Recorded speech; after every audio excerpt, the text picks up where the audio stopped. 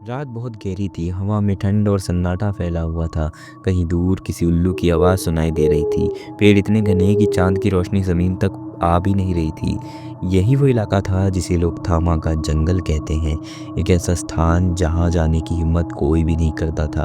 कहते हैं वहाँ जो गया कभी लौट कर नहीं आया।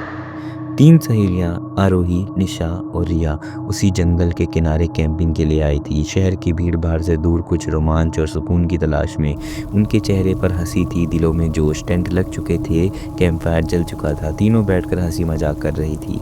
यार आरू, सच में तू तो डरती ही नहीं, निशा ने कहा। आरोही मुस्कुराई। डर किस बात का? डरने वाली चीज़ें बस केवल फिल्मों में होती हैं। लेकिन रिया ने धीमे स्वर में कहा, और कभी कभी हकीकत में भी। तीनों फिर हंसी में बात को टाल देती हैं। रात और गहरने लगती है, लेकिन तभी झाड़ियों में से कोई हलचल होती है। आरोही टॉर्च जलाती है। अचानक सामने से भेड़ियों का झुंड निकल आता है। उनकी आंखें लाल, दांत चमकते हुए। तीनों चीखती हैं और भागती हैं। भागते भागते आरोही गलती से गहरे जंगल की ओर निकल जाती है। बाकी दोनों बस पीछे से आवाज़ देती रह जाती हैं, लेकिन आवाज़ हवा में गुम हो जाती है।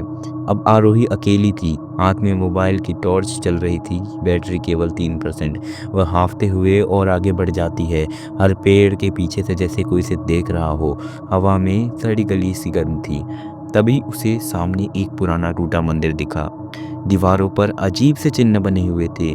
आरोही डरते हुए अंदर झांकती है। अंदर बस सन्नाटा था, पर लगा जैसे कोई मौजूद है। उसने फ़ोन निकाला और काँपती आवाज़ में बोली, रिया, निशा, मैं शायद भटक गई हूँ। यहाँ एक पुराना टूटा मंदिर है जिस पर कुछ अजीब निशान बने हैं। बहुत डर लग रहा है।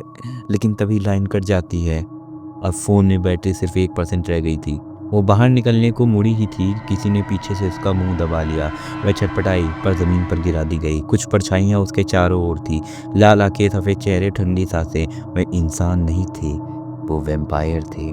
उनका नेता था अघोरनाथ, लंबा सूखा शरीर और आंखों में आग की लपटें। उसने आरोही को देखा और बोला, 100 साल बाद किसी इंसान ने हमारी भूमि पर कदम रखा है। उसके खून से हमारी शक्तियाँ लौटेंगी। आरोही चिल्लाना चाहती थी, आवाज़ नहीं निकली और उसे रस्सियों से बांध देते हैं। दूसरी ओर रिया और निशा किसी तरह पुलिस स्टेशन पहुंचती हैं। वहां मौजूद था सब इंस्पेक्टर राघव, आरोही का बॉयफ्रेंड। उसने जैसे ही सुना कि आरोही जंगल में फंस गई है, वह बिना कुछ सोचे जीप लेकर निकल पड़ा। वह जीप रोककर अकेला टॉर्च लेकर जंगल में उतर गया। धीरे धीरे उसे वही टूटा मंदिर दिखाई दिया। अंदर उसे कोई दिखा, आरोही रस्सियों में बंधी हुई, आंखों से आंसू गिर रहे थे। वह धीरे से उसके पास गया और रस्सियाँ खोलने लगा।